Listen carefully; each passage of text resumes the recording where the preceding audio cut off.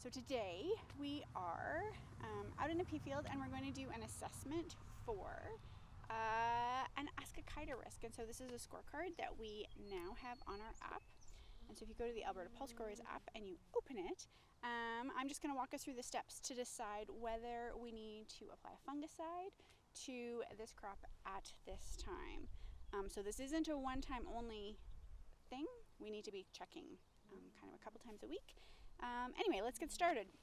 We're talking about a disease called Ascochyta mycosphaerella, which is kind of a complex of asexual and sexual stages. And really, it's the big reason why, if we let it get too far, the pea field will go flat, because this disease attacks the stem strength, essentially. So, Dr. Sherry Stridehorse developed a really great tool for us to use that is basically a spray or not spray. And so I'm going to walk you through it quickly. It's available on our app. The first thing we want to do when we come into the field is look at the canopy and kind of assess the thickness. Now, today in this field, this is a beautiful pea field, despite the fact that we haven't had a ton of rain. When I look at it, the tendrils have all intertwined. We have canopy closure. If I give it a bit of a shake, I'm moving the plants kind of 6 to 8 feet on either side, which just tells you how connected. So when we do the score, we're going to call this kind of a moderately heavy crop.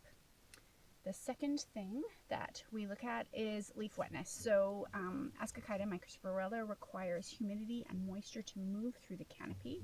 So you just really kind of want to come in close to the middle of the day and just see how wet is it. At a real dry spell, our relative humidity is really low. And at this point, I'm going to say there is no leaf wetness. The leaves are cool at the bottom, but there's no moisture. So we would give that on our little slider here. That would be low. The most critical piece of this whole scorecard is their disease. And so to assess this, what we need to do is actually get down to the bottom leaves and to kind of tease apart the canopy, and we're going to look down at the bottom leaves. And so I'm actually going to pull a plant out so we can see, because we are starting to see, even though it's dry, the beginning symptoms of these little tiny lesions. Now these leaves are yellowing, probably moisture, but you can see those tiny little brown spots. They will get kind of like a little donut ring around them, a little bit water soaked. And what happens is if we have too much moisture, they release spores that can just move up at the plant. So on this scale of disease pressure, bottom leaves, but I don't really see anything beyond the very bottom leaf. So I'm going to say there is disease present, but we will rate it low on the little slider scale. The final piece that we want to look at is the weather forecast. Again, we need humidity, we need rain for this disease to move. Today in our area, we actually have a risk of thunderstorms tomorrow, which is super exciting. So we have a number of choices on the scale. I'm going to call this unsettled. All of those 4 elements are given a numerical score. We add those up.